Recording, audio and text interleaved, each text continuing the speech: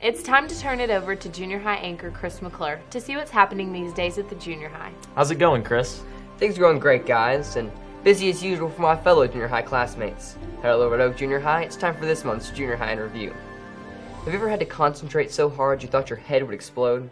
Well, if you've ever been on the Math Counts team, you might have felt just that way, and the team recently competed on February 3rd in the Math Counts competition. On February 2nd, 128 students from the Dallas area met in Richardson to compete in the Math Counts regional competition. Both Red Oak Junior High and intermediate schools sent teams to compete in this national math contest for 6th through 8th graders.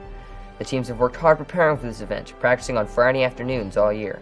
After winning Best New School last year, the junior high team improved to 6th place overall and was pleased to bring home the trophy for Most Improved School. The highest scoring individual competitor from Red Oak was 7th grader Austin Walker. Austin and the rest of the team will be recognized at a school board meeting later this year. The 8th graders in the Math Counts team would like to thank Mrs. Vogler, Ms. Jameson, and Mrs. Peterson for 3 great years of fun and math experience. They'll help us throughout high school. And we wish next year's team the best of luck in continuing Red Oak's winning tradition. Now find out a little bit more about one of our Red Oak Junior High teachers with our very own Casey Bird, who brings us this month's Up Close and Personal segment. Casey? Thanks, Chris. This month we introduce you to our new counselor, Mrs. Bowers, who is in her first year here at Red Oak Junior High. Welcome to the show. Thank you. It's nice to be here. What is your current position at Red Oak Junior High? I am the 7th grade counselor. How long have you been a counselor? This is my 2nd year of being a counselor. What job did you hold prior to becoming a counselor? I was a middle school, high school band director for 16 years. Why did you choose counseling as a career? Because I like working with kids more one-on-one, talking with them, helping them work through problems, setting goals with them, and helping them look towards the future. Where did you receive your counseling degree? At Utah State University in Logan, Utah. What are some of your job duties as a counselor?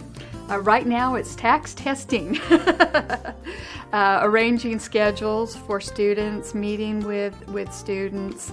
There's a bunch of paperwork that we have to do for the 504 programs, other little extra things that we have to do throughout the year. What is the most important piece of information you can share with our 7th grade students? This is a real serious one, that everybody is somebody.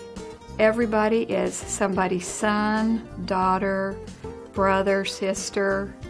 You guys aren't mothers or fathers yet, but you have mothers or fathers.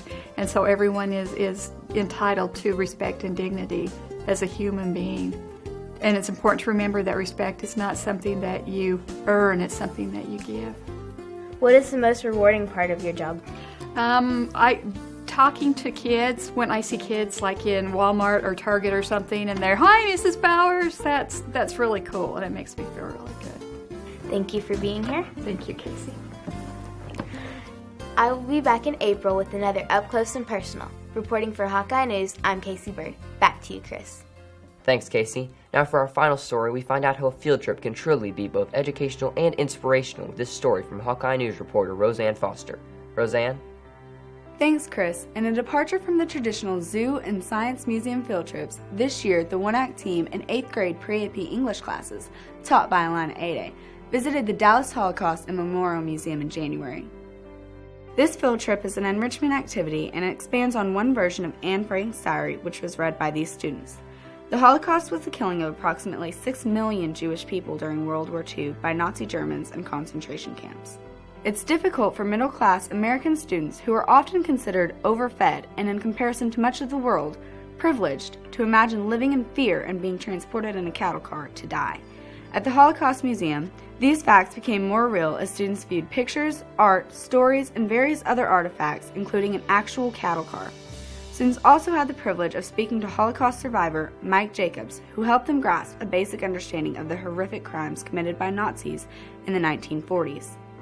With the trip to the Holocaust Museum, Red Oak students began to understand the importance of tolerance and understanding, and thus have learned a valuable lesson from history that can help change the future for the better. Reporting for Hawkeye News, I'm Roseanne Foster. Back to you, Chris. Thanks, Roseanne, and thanks to all our teachers at the junior high who turn on televisions that allow our fellow classmates to hear all the great news from around the district on Hawkeye News each month. That'll do it for February, and that's your junior high in review. Thanks, Chris. We'll see you next month.